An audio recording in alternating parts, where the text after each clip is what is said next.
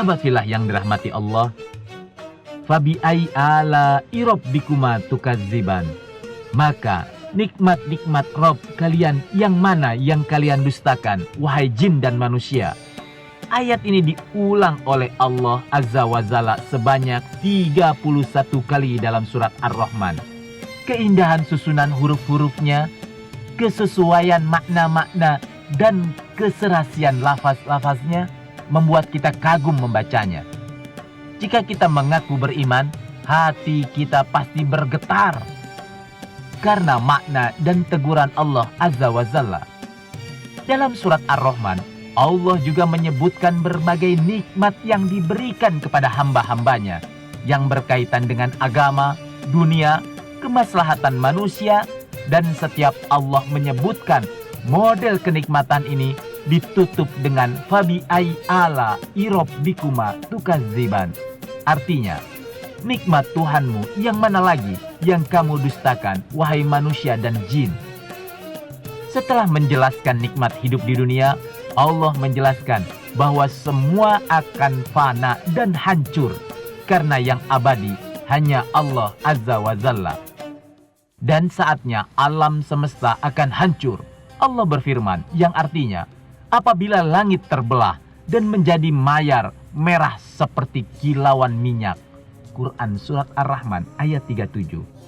Saat manusia dan jin dibangkitkan dari alam kuburnya, Allah tidak perlu lagi bertanya tentang dosa-dosa mereka, karena masing-masing sudah memiliki tandanya.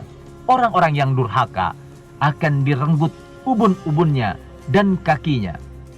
Dan saat mereka diseret ke dalam neraka jahanam, dikatakanlah kepada mereka sambil dihinakan, inilah neraka jahanam yang mereka dustakan. Sementara orang-orang beriman akan bercahaya wajahnya dan seluruh tubuhnya karena bekas air wudhu. Sahabat fillah, Ar-Rahman menjelaskan tentang kenikmatan surga yang akan diperoleh orang-orang yang takut kepada Rabb-Nya. Allah Ta'ala berfirman dalam ayat 46 yang artinya, bagi siapa yang takut dengan keagungan Allah, baginya ada 2 surga. Selain surga untuk mereka, Allah juga sediakan surga untuk golongan di bawahnya. Jadi, Allah telah menyebut 4 surga dalam surat Ar-Rahman ini. Mari kita buka surat Ar-Rahman untuk mengurai 4 surga yang disiapkan untuk orang yang takut kepada Rabb-Nya, yaitu 2 tingkat di atasnya dan 2 tingkat di bawahnya.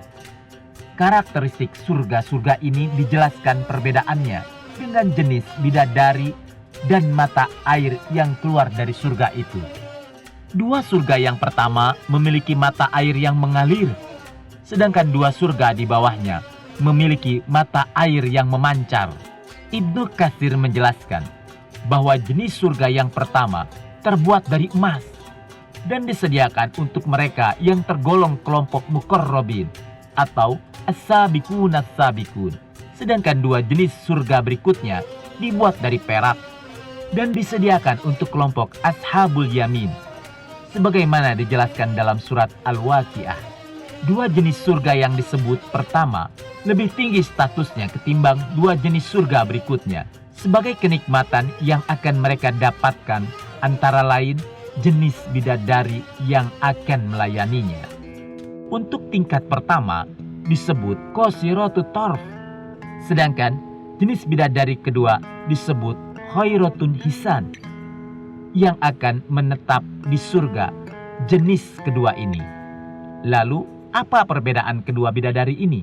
Kecantikan bidadari tak bisa dibayangkan oleh kita. Allah sengaja menyimpannya untuk menjadi kejutan, kebahagiaan bagi orang-orang yang beriman. Allah Ta'ala telah menciptakan bidadari secara langsung dengan mengumpulkan seluruh kecantikan ciptaannya. Dengan akhlak dan pakaian yang mulia, mereka bernafas semerbak harum surga untuk menyambut para penghuni surga. Begitulah janji Allah dalam Al-Quran.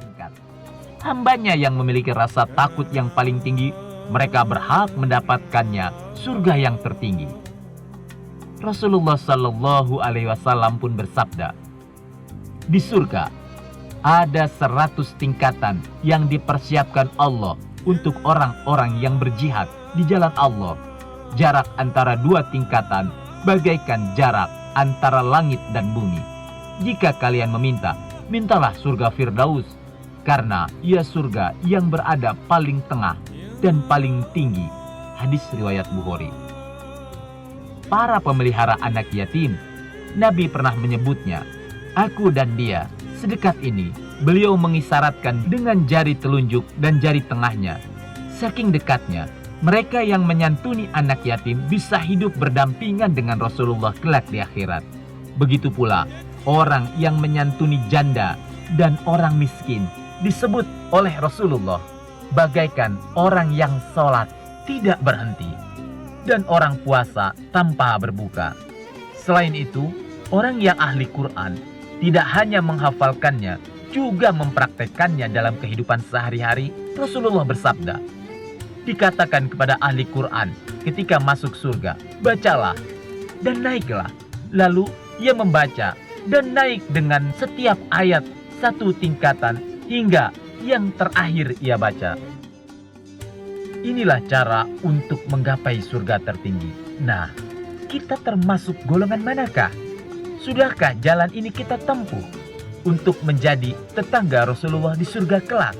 Kenikmatan Allah begitu banyak dianugerahkan bagi hamba-hambanya yang beriman. Dan puncak kenikmatan di surga, ternyata saat seseorang hamba bisa melihat wajah Allah Azza wa Jalla. Inilah kenikmatan tertinggi bagi para penghuni surga. Untuk bisa memasuki surga, ada 1 kunci untuk membuka pintunya, yaitu La ilaha illallah. Begitu banyak di antara kita yang gampang mengucapkannya, tapi tak memahami makna dari lafaz ini. Padahal, kata yang agung ini menurut Rasulullah, jika diucapkan di akhir hayat, mengucapkan La ilaha illallah, maka ia berhak masuk surga. Dan ternyata, saat sakaratul maut adalah peristiwa yang maha dahsyat. Tak semua orang mampu melafalkannya. Lisannya tertahan, merasakan sakitnya sakaratul maut. Dan godaan setan pun tiba-tiba agar kita ingkar di akhir hayat kita, kecuali yang Allah rahmati. Begitulah kata-kata mulia ini. Hanya bisa dilafalkan oleh hambanya yang terpilih, yaitu hamba yang husnul khotimah. Wallahu a'lam bishawab.